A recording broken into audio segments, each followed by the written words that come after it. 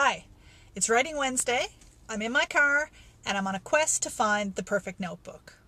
When I was working on That Forgetful Shore, I had a wonderful notebook. I don't write longhand, I write entirely on the computer, but I was using this notebook for writing down ideas, taking notes on my research, and generally just keeping a record of the process and stuff I needed to look back at. I found a notebook that was the perfect size, the perfect shape. It had a picture on the cover that made me feel good and inspired me, and I got it right here at my very favorite place. So I have come back to find another one for the new book.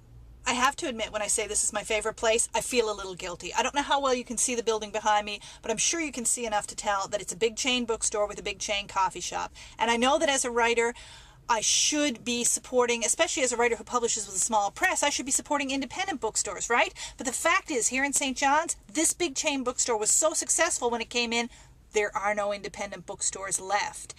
And now the big chain bookstore itself is in trouble because of people like me who buy nearly all their books online in ebook format. So clearly, I am part of the problem, not part of the solution. I love bookstores, and yet people like me are helping to destroy them.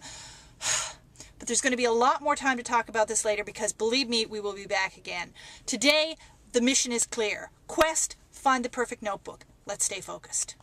So I'm in the store and heading towards the massive display of notebooks, and I get distracted by a lot of stuff that isn't books, which makes me think that may also be part of the problem. Moleskinas. Is that how you say it? Moleskin with an extra E? All writers seem to love these. Meanwhile, I'm kind of left wondering, maybe there are just too many. Does anybody need this many kinds of journals? Oh, but there's so many beautiful notebooks, including some with great quotes like, either write something worth reading or do something worth writing. Benjamin Franklin.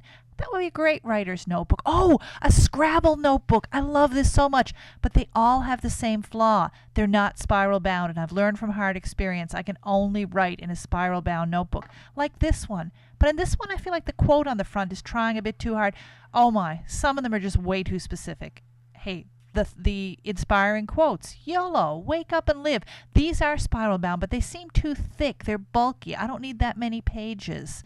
Finally, I narrow it down to two. The thick one that isn't the right size or shape, but I do like the cover, and the one that's the perfect size and shape, but the cover doesn't excite me. What do I do?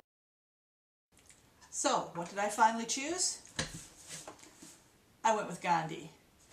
Neither notebook was perfect, so I went with the intuitive choice. The cover, the quote from Gandhi, this one just made me feel better. And feeling good about your purchases is important. I also feel good about the fact that, as it turned out, I actually bought a book, not for me, but for Emma, so I've kind of done my part to help keep bookstores alive today. Besides, the most important thing is not finding the perfect notebook.